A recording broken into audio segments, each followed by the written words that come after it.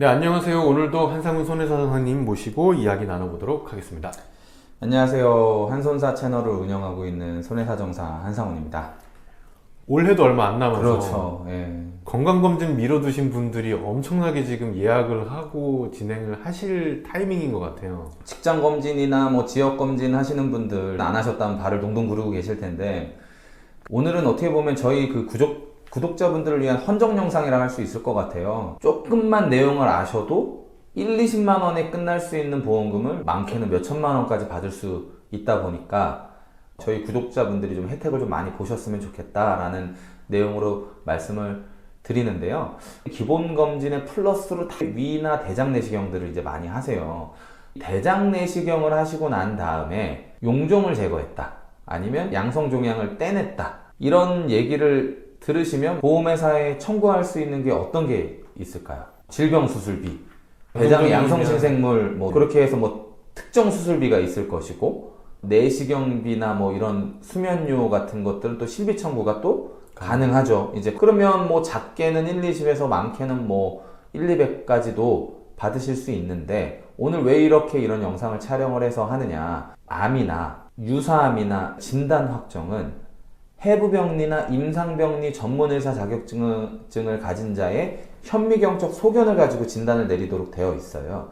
쉽게 말해 병리과 의사 소견대로 할 수 있다라는 건데요. 소화기내과 의사 선생님께서 양성종양입니다 하고 종양을 절제하고, 양성종양 절제술, 뭐 점막하 박리술 이렇게 수술비를 청구하시고 끝나면 암은 아니니까 양성종양이구나 하고 끝나시는데, 종양을 본 병리학자는 양성이 아니라 제자리암으로 볼 수가 있거든요. 단순 용종, 폴립 같은 경우에는 양성종양이 맞아요. 그런데 병리학적으로 관상선종, 뭐 육모상선종, 선종들이 있을 때는 반드시 그 선종의 그레이드를 보셔야 돼요. 이제 그 그레이드가 고등급이 있고 저등급이 있는데, 하이그레이드, 즉 고등급일 때는 제자리암으로 인정할 수가 있어요. 관상선종의 경우에는.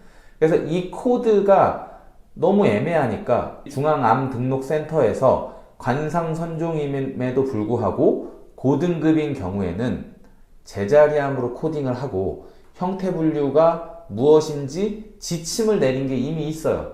그래서 그 지침이 나온 게 한 10년 정도가 됐고, 그 이후에 많은 변화를 거쳤으니 선종인데 고등급 선종의 경우에는 제자리암이다 라고 생각을 하시면 돼요. 근데 소화기내과 선생님들은 암이 아니고, 전통적인 제자리암은 점막 내에 암세포가 발견이 돼야만 제자리암이다, 비치밀성 암이다 라고 얘기를 하시는데, 우리가 가입한 보험에서는 임상의사가 아니라 병리과 의사가 내려주신 소견을 가지고 진단을 내리기로 했으니까 병리학자들이 어떻게 보느냐가 되게 중요하잖아요. 병리학자는 저번에도 제가 말씀드리지만 종양의 형태 분류에 따라서 병리학적 진단을 내려요. 그래서 맨 앞에 형태학이라는 약어에 M이 들어가는 거고요.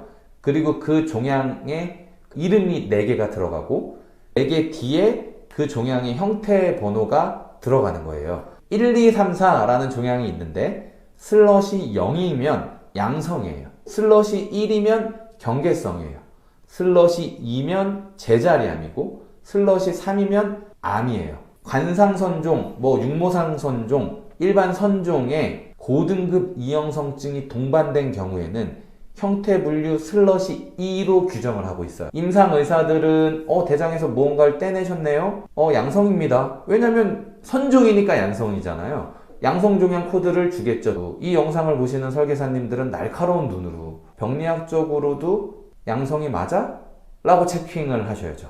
조직검사에서 여러 개 볼 게 아니라 하이그레이드라는 거는 그렇게 어렵지 않으니까 고등급만 보시면 내가 유사암 진단비, 제자리암 진단비, 소외감 진단비 등을 받을 수가 있다 없다가 바로 체킹이 되는 거죠.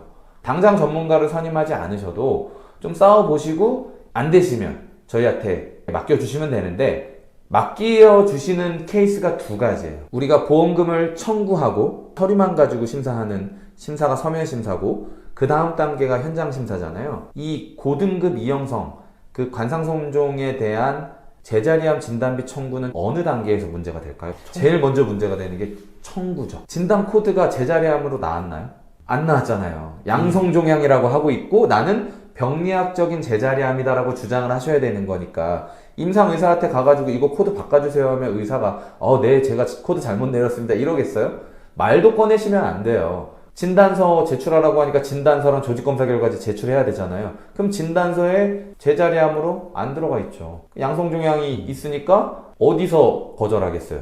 접수 단계에서 저희한테는 양성종양 수술비 없으신데요? 뭐 양성종양 진단비 없으신데요? 이 사람 왜 청구했지? 하고 반려가 돼요. 야 이거 병리학적 제자리암이야 라고 소비자는 뭘 하시겠어요? 말만 하시겠죠. 네 알겠습니다 접수해 드릴게요 하지 않겠죠.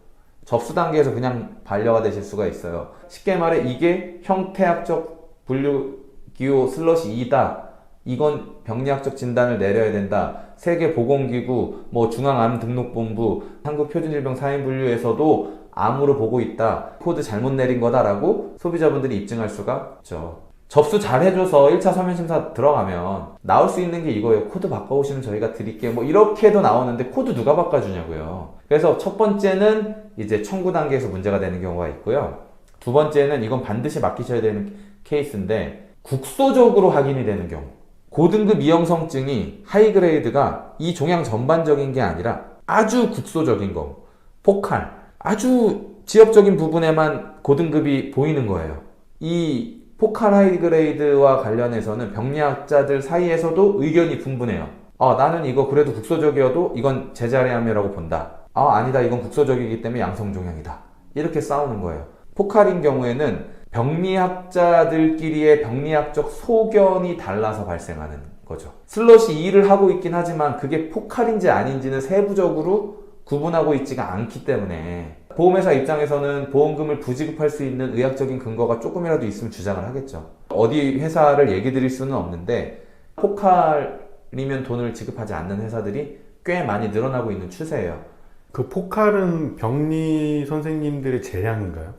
재량인 것보다는 병리 선생님들의 의견이 지금 달라지고 있는 거니까 이게 정말로 제자리암인지 아니면 양성종양인지 이걸 지금 구분하자는 게 아니잖아. 우리는 돈을 받아야 되잖아. 그럼 돈을 받으려면 보상 실무를 알아야 되잖아요.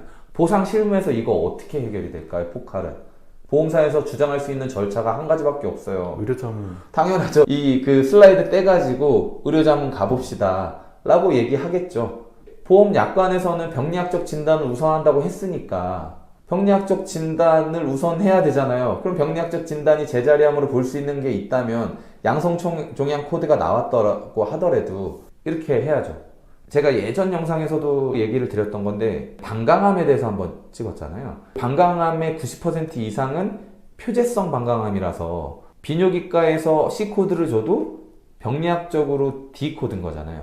지금 이 케이스와 반대잖아요. 보험회사가 코드를 바꿔오라고 하는 경우들이 종종 있어요. 그러면 코드 바꿔오면 돈을 줍니까? 그러면 돈을 준다. 공문으로 좀 보내주십시오. 공문을 받아요. 방광암 건이 새로 생기면 그 공문을 보여주는 거죠. 너네 코드대로 돈 준다며. C코드 나왔으니까 그럼 방광암 일반암으로 돈 줘야지. 이런 주장이 또 형성이 되는 거잖아요. 근데 이런 것들은 저희 같은 사람들이 아니까 보험사랑 얘기를 하면서 이 분쟁을 진행하는데 소비자분들은 사실 힘들게 접수가 됐다 하더라도 보험사에서 코드 얘기를 하거나 병리학적인 이런 그 소견에 대해서 얘기를 해버리면 소비자분들은 사실 할 말이 없죠. 반드시 청구하기 전에 판단을 하세요. 내가 할 건지 전문가 도움을 받아서 하실 건지 판단에 대한 내용은 반드시 조직검사 결과를 토대로 해보셔야 된다. 우선은 용종을 뗐다 싶으면 조직검사 결과지를 발급받아서 하이그레이드는 뭔가 이거는 큰 거를 노려볼 수 있다 그렇죠. 생각을 할 수 있고 그렇죠. 거기서 만약에 앞에 포칼까지 들어가 있으면 그거는 무조건 전문가를 찾아야 되는 게 맞고 하이그레이드로 자기가 한번 해봤는데 청구 단계에서 반려가 돼버렸다. 그러면 이제 입증부터 들어가야 되잖아요. 대신 청구권을 행사했다라는 건 그 자료를 다시 되돌이킬 수 없다는 걸 의미하니까 판단을 하셔야죠. 내가 한번 해보겠다. 아니면 전문가한테 의뢰를 해보겠다라는 걸 청구하기 전에 반드시 심사숙고 하셔가지고 적어도 전문가한테 이제 도움을 받아야지 했는데 이미 막 보험사랑 싸울 거 다 싸우고 감정 싸움 다 생겨가지고 안 되는 경우가 돼버리면 이거는 어떤 자료를 내도 안 되는 경우들이 많거든요. 내공이 좀 있으시면 하이 그레이드까지만 있으면 본인들이 진행하셔도 되고. 그렇죠. 네. 경험들이 많이 있으신 분들이 있잖아요. 보험회사랑 분쟁도 해보셨고, 뭐 예전에 설계사도 해보셨고, 뭐 이런 경우라고 한다면 본인이 하셔서 하면 되겠죠. 근데 그게 아니라면 이거 제자리함이잖아요. 얘기를 해놓고 이래서 제자리함이에요 라고 할 수 있는 자료가 본인 손에 없다면 맡기시는 게 맞다. 이제 검진을 많이 하실 시기가 됐으니 용종이나 선종을 안 떼시는 분들이 건강하시겠지만 제거를 하신 분들은 반드시 이런 영상을 좀 보셔가지고 첫 번째로 그냥 놓치지 좀 마시고 뭘 떼냈다고 하면 조직검사를 일주일이나 열흘 뒤에 가셔가지고 꼭 받으셔야 돼요. 그러니까 이 영상을 보시는 설계사님들 실비 청구 이렇게 해주시는데 건강검진 해가지고 해서 이거 질병 수술비 받고 내가 실비해서 뭐 치료 목적이니까 실비도 받게 해줄게 이게 아니라 제자리암 진단비 요즘 1,000만 원, 2,000만 원도 하잖아요. 그거 한 번 받아주면 끝나는 문제잖아요. 조직검사 결과지를 먼저 검토하는 버릇을 가지시고요. 그걸 봤을 때 대장이 됐든 위가 됐든 고등급이 있으면 이건 무언가가 잘못된 거예요. 고등급 이형성증에 대해서만 얘기했는데 저희가 췌장도 마찬가지고요. 여러 가지에서 병리학적 등급을 매겨요. 등급을 왜 매기겠어요? 위험하니까 매기는 거잖아요. 영업하시는 것도 중요하겠지만은 결국 소비자는 보험금 한 번 더 받는 걸 좋아하니까 자기가 모르는 보험금을 찾아준 거에 대한 거는 100% 전문가로 낙인이 되거든요. 그러니까 그 중에 가장 쉬운 게 여성분들 자궁암 검진 하잖아요. 그 부분하고 대장 내시경. 유사암 쪽은 면책 기간이 없는 경우도 많아서. 그럼요. 그러니까 어떻게 해야 돼? 건강검진 받으러 간다 그러면 보험 가입하고 전날 가라. 가입하고. 네. 90일 면책 조항이 없으니까. 그래서 저는요, 현명하다고 봐요. 보험을 이용한다? 아니요. 그렇게 해서 가입을 하나라도 하면 보험사 입장에서는 나오면 돈을 주고 그 이후에 그만큼 보험료로 받아갈 거 아닙니까? 보험회사도. 막말로 쫄리면 면책 기간을 넣든가. 예. 그런 것들을 알려주고 제공하는 게 설계사분들의 일이잖아요. 건강검진을 하시면 영상을 찍었다, 뭐 조직을 검사했다 이러면 반드시 그 검사 결과지를 보시고 판단을 다시금 해보시는 게 이 영상의 취지죠. 제가 뭐 건강검진, 뭐 용종 제거, 뭐 선종 뭐 이런 얘기는 했지만 고등급의 검사를 하셨으면 결과지를 항상 요청을 하세요. 그래서 그 결과지를 저희 같은 분들하고 상담을 하시거나 아니면 인터넷 조금만 찾아봐도 나올 수 있으니 그런 부분들만 해도 이미 영업력이 확장이 많이 될 거라 생각이 들거든요.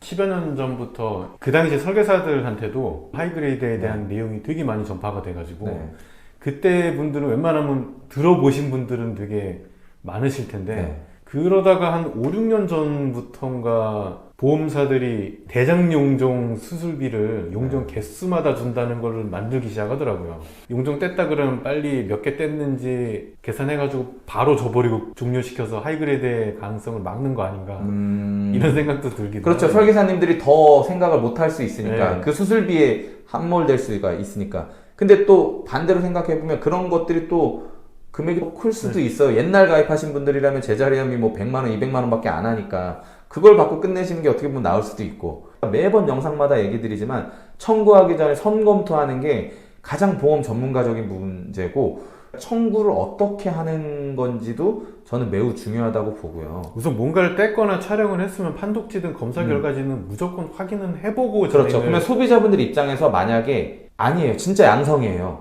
그런데 설계사가 하나라도 더 받게 해주고 검토해 주려고 받아서 이건 진짜 병리학적으로도 양성이야. 이 보험 약관에 보면 임상의사 의견도 중요하지만 병리과 의사 소견이 더 중요해. 그러니까 내가 병리과 검토를 한번 해줄게.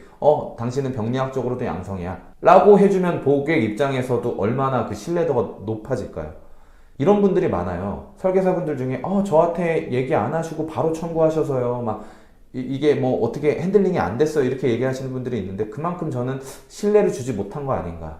그런 부분들로 신뢰를 주셨으면 고객이 귀찮게라도 해요. 그런 것들이 생길 때 그게 영업이라고 저는 생각이 들거든요.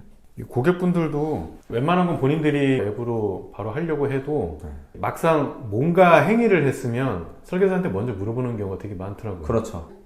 이분한테 물어보면 내가 모르는 무언가를 얘기해 줄 거야 라는 기대가 있으신 분들은 그렇게 해요. 설계사분들도 사실 뭘 검토해야 될지 모르겠으면 그냥 발생한 서류는 다 보내주세요라고 하는 게 나을 수도 있겠네요. 그렇죠. 다시 고등급 이형성증으로 돌아와서 고등급 이형성으로 2차 병원이나 1차 병원에서 했어요. 근데 이 소화기내과 의사는 조금 더 위험성을 높게 판단해서 대학병원을 가봐라 할 수도 있잖아요. 근데 대학병원 갔는데 거기서 고등급이 안 나올 수도 있잖아요. 그럼 대학병원 간 거를 보험사에 알려야 되나 안 알려야 되나? 안 알려야 되죠. 그러면 그런 것들은 다 펼쳐놓고 어떤 게 유리하지? 뭐부터 내지? 이렇게 생각하는 게 전문가잖아요. 청구가 중요한 게 아니라 보험금 받는 게 중요한 거니까 검사 결과 검토 먼저 하시고 꼭 그렇게 좀 하셨으면 좋겠네요. 이 건강검진을 몰려서 하시는 분들이 굉장히 많을 텐데 이 영상이 많은 도움이 되셨으면 좋겠습니다. 네, 오늘도 한상훈 손해사정사님 감사합니다. 감사합니다.